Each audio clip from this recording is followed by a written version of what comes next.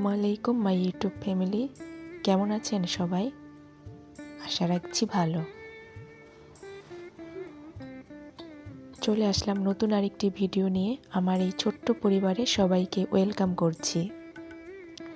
ছোট্ট এই জীবনে অনেক অভিজ্ঞতা অর্জন করেছি, এখনও করছি, আর ইউটিউবে এসে আরও অনেক বেশি মনে হয় অভিজ্ঞতা অর্জন করেছি। সেটা কারো ভিডিও দেখে হোক, কারো কমেন্ট পড়ে হোক, বা কারো মনোভাব বুঝেই হোক। এখানে সবাই অনেক ধরনের মানুষ। আমাদের মেন্টালিটি অনেক রকমের, তবে অনেক কিছু অনেকে বুঝতে পারি, বুঝেও কিছু বলি না, বা এটা বলার জায়গাও না। এখানে আমরা সবাই কাজ করতে এসেছি, মিলেমিশে কাজ করব, একসাথে এগিয়ে যাব। যাদের মনে হিংসা থাকবে, যারা মনে মনে অন্যরকম কিছু চিন্তা করবে, তাদের জন্য তো আল্লাহর সাথে সাথে কম্পিউটারও বোঝে, ইউটিউব অ্যালগরিদমও খুব ভালোভাবে বোঝে যে কে কতটা কি করে। কথা বলতে বলতে এখানে রান্না প্রসঙ্গে তো কিছুই বলছি না। আমি ভাজি আর ভাত অলরেডি আমার হয়ে গেছে।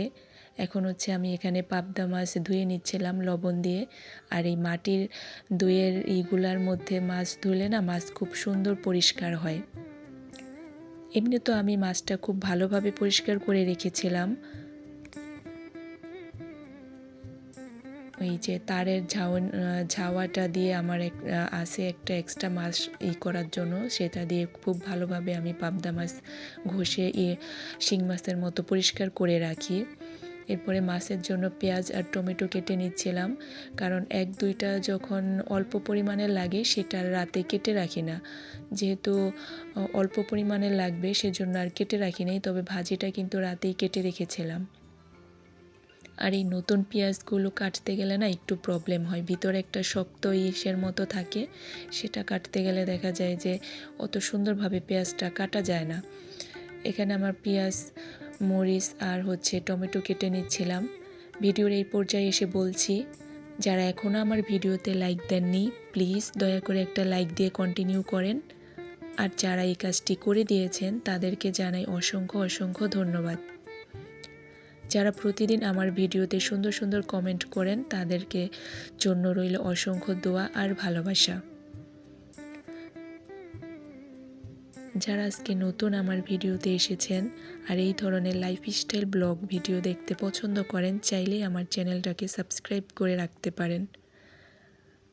এই ধরনের নিত্য নতুন ভিডিও দেখতে চাইলে চ্যানেলটাকে সাবস্ক্রাইব করে পাশে অল বাটনে ক্লিক করে রাখবেন। আমি যখনই কোনো নতুন ভিডিও ছাড়ব, আপনার কাছে নোটিফিকেশন চলে যাবে, আপনি আপনার সময় সুযোগ মতো দেখে নিতে পারবেন। কথা বলতে বলতে এখানে আমার মাছ ধোয়া, পেঁয়াজ কাটা সব কিছু রেডি হয়ে গেছে। এখন আমি সরিষার তেল প্যানে দিয়ে দিলাম। এরপরে যে আমি পেঁয়াজ দিয়ে দিব।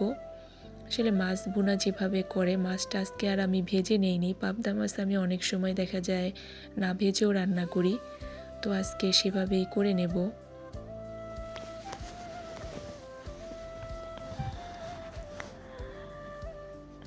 আর সরিষার তেলে রান্না করলে দেখা যায় যে খুব ফেনা ওঠে প্রথমে, তারপরে আবার মশলা দেওয়ার পরে আস্তে আস্তে ঠিক হয়ে যায়।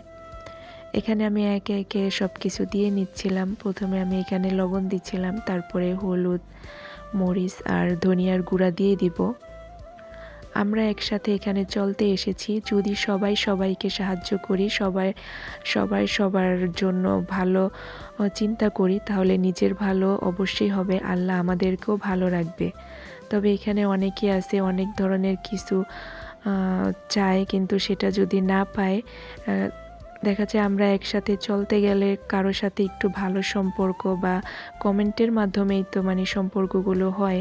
তবে কোনো কারণে সে তার চাওয়া মতো কোনো কিছু না পেলে সে পরবর্তীতে আর ভিডিও দেখে না বা অন্য রকমের করে, আসলে এগুলো কোনো ঠিক না। এখানে আমরা সবাই কাজ করতে এসেছি, সবাই যদি এগিয়ে যেতে চাই, সবাই সবার জন্য ভালো মন মানসিকতার হতে হবে। এখানে আমি সবগুলো মশলা দিয়ে দিয়েছি, এখন পানি দিয়ে দিলাম যাতে মশলাটা পুড়ে না যায়। এখানে এসে দেখছি যে মানে কেমন জানি একটা মাঝে মাঝে খুব মানে কষ্ট লাগে, আবার মনে হয় থাক এরা তো আমাদের পরিচিত কেউ না, এরকম হতেই পারে। কারণ এখানে আমরা বিভিন্ন জন বিভিন্ন ডিস্ট্রিক্টের বিভিন্ন ফ্যামিলির, কারো ফ্যামিলি বা কারো কিছুর সাথে কারো মিল হবে না, এটাই স্বাভাবিক। তবে কিছু কিছু জিনিস মেনে নেওয়া একটু কষ্টকর হয়ে যায়। যাই হোক, এইসব বিষয় এখন বাদ দিই, রান্না সংক্রান্ত বিষয় চলে আসি। এখন হচ্ছে আমি মাছটা ভালোভাবে কষিয়ে নেব। তারপরে হচ্ছে পাবদা মাছ কিন্তু রান্না করতে বেশি সময় লাগে না, আর এই মাছটা আমার বাচ্চারা খুব পছন্দ করে। আমারও অত বেছে দেওয়ার ঝামেলা থাকে না, তাই আমি এটা আমার বাচ্চাদের জন্য নিয়ে আসি। রান্নার ফাঁকে এদিকে আবার আমি অন্য কাজগুলো করে নিচ্ছিলাম। এখন হচ্ছে যে এই যে বিস্কিটের কন্টেনারগুলো খালি হয়েছে, এগুলো ধুয়ে নেব। দেখা যায় এভাবে তরকারি হতে হতে আবার এগুলো আমি ক্লিন করে নিতে পারি, কোনো সমস্যা হয় না। সাথেই তো পাশাপাশিই থাকে, এভাবে রান্নাঘরের ছোট ছোট টুকটাক কাজগুলো রান্নার সাথে সাথে কিন্তু করে নেওয়া যায়। এটা করলে দেখা যায় যে আমাদের কাজগুলো অনেক দ্রুত হয়ে যায়। আর একটা হবে তারপরে আরেকটা করব, ওইভাবে থাকলে দেখা যায় অনেক সময় লাগে। সারাদিন রান্নাঘরে বা সংসারে কাজ নিয়ে থাকতে হয়, নিজের জন্য কোনো সময় থাকে না। কিন্তু আমরা গৃহিণীরা অনেকেই আছি শুধু কাজেই করে যাই, নিজের জন্য কোনো সময় রাখি না। এটা আসলে ঠিক না, আমাদেরকে আমাদের নিজেদের জন্য সময় রাখতে হবে। আমরা এক সময় দেখা যায় সব কিছুই পাবো, কিন্তু যেই সময়গুলো চলে যাবে সেগুলো কিন্তু আর পাবো না। আর যেই সময়ে যেটা সে সময় সেটাই ভালো লাগে। বৃদ্ধ বয়সে আমাদের হাতে যদি লাল চুড়ি পরি সেটা যেমন হাস্যকর হবে, সেটা দেখতেও খারাপ লাগবে। তো এখন আমাদের যেরকম সময়, আমরা সেই সময়ের সাথে মানানসই জিনিস বা মানানসই কাজ করা বা খাবার দাবার সব কিছুই ওই রকমটাই করা উচিত। এখন মাছটা কষানো হয়ে গেছে, আমি ঝোলের পানি দিয়ে দেব। এরপরে হচ্ছে যে টমেটো দেব। এখন তো সিজনাল টমেটো, আগে দিলে গলে যাবে। আমি চাচ্ছিলাম যে টমেটোটা যাতে একটু আস্ত আস্ত থাকে, সেজন্য হচ্ছে যে টমেটোটা আমি একটু পরে দিলাম। আমার কাজে বা কথায় কোনো কারো মনে কষ্ট পেয়ে থাকলে আমি আন্তরিকভাবে দুঃখিত। আমি কারো উদ্দেশ্য করে কোনো কিছু বলছি না। কারণ এখানে দেখা যায় অনেকেই অনেক ধরনের প্রবলেম ফেস করে বা হয়। অনেকে অনেকভাবেই মানুষকে কষ্ট দেয়। তো এটা আসলে ঠিক না। আবার অনেকে আছে যে ভিডিও দেখলে শুধু একটা লাভ রিঅ্যাক্ট দেয়, কারণ একজন তো আরেকজনের ভিডিও শুধু একটা লাভ রিঅ্যাক্ট পাওয়ার জন্য দেখে না। একজন ব্লগার অবশ্যই চায় যে আরেকজন এসে তাকে ভিডিওটা দেখবে, তার ভিডিওতে একটা লাইক দিবে, কমেন্ট করবে, এতে তার পেজেরও গ্রোথ ভালো হবে আর যে দেখবে তারও হবে। এখানে আমি টালা জিরার গুঁড়ো দিয়ে দিচ্ছিলাম। রান্নার আমার অনেকটাই হয়ে আসছে, এরপরে হচ্ছে ধনিয়া পাতা দিয়ে রান্না আমি কমপ্লিট করে দেব। আজকে হচ্ছে আমার ফ্রেশ ধনিয়া পাতাটা ছিল না, আজকে আমি ডিপে যে ধনিয়া পাতা রেখেছি সেটা দিয়েই রান্নাটা সেরে নেব। আর পাবদা মাছ খুব নরম মাছ, সেজন্য আর আমি চটা দিয়ে লাড়তেছিলাম না, এভাবে একটু ঝাঁকিয়ে নিচ্ছিলাম আর কি।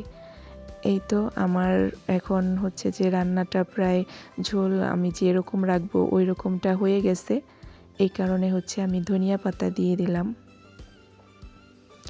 এরপরে আমি একটা বাটিতে সার্ভ করে নেব। এখানে এসে অনেক মানুষের সাথে পরিচয় হয়েছে, অনেক ডিস্ট্রিক্টের আপুদের সাথে পরিচয় হয়েছে।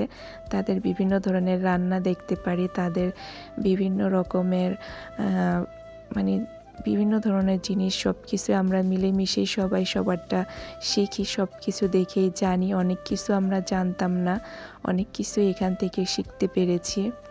অনেক ভালো কিছুও পেয়েছি, তার মধ্যে কিছু কিছু তো খারাপ থাকবেই। শুধু একতরফা ভালো বা একতরফা খারাপ এরকমটা তো আশা করা যায় না, ভালো খারাপ মিলিয়েই সব জায়গায় থাকে। আজকে কেন জানি এগুলো বলতেছি, আমি জানি না আমার কেন এগুলো মানে মনে হচ্ছে। এরপরে হচ্ছে যে আমি আপনাদের সাথে আমি যেভাবে চা খাই সেটাই শেয়ার করব। অনেকে শুধু পাতিটা গরম করে রং চার মতো করে তারপরে আলাদা করে কাপে দুধ চিনি দিয়ে খায়। তো আমার না সেভাবে ভালো লাগে না। আমার খুব কড়া করে চা বানিয়ে খেলে তাহলে ভালো লাগে, মানে দুধ, চিনি, পাতি সব একসাথে দিয়ে জাল করে খেলে সেটা ভালো লাগে। আর দুধ চার মধ্যে আমি প্রায় সময় আদা বা এলাচ দেই, এটা দিলে আমার ফ্লেভারটা ভালো লাগে। আর এখানে আমি প্রথমে দুধ তারপরে চিনি দিয়ে দিলাম, এরপরে বলক আসার পরে এখন হচ্ছে পাতিটা দিয়ে বেশ অনেকক্ষণ জাল করব। এভাবে চা করলে আমার সেটা ভালো লাগে, তাই আমি এভাবেই দুধ চাটা এইভাবেই করে থাকি। তবে এক একজনের টেস্ট বা বানানোর পদ্ধতি এক এক রকম, সে যার যার ভালো লাগা সেভাবেই করবে। তো এটা আমি খুব ভালোভাবে জাল করে নিয়েছি। এরপরে হচ্ছে যে ইদানিং অনেক বেশি কারেন্ট চলে যায়, তো নাস্তা সকালে রেডি করেছি টেবিলে একবার, পরে কারেন্ট চলে গেছে। এরপরে চলে এসেছি ড্রয়িং রুমে জানালা দিয়ে অনেক আলো আসতেছিল, তো এখানে মোটামুটি আমি সব কিছুই নিয়ে এসেছি।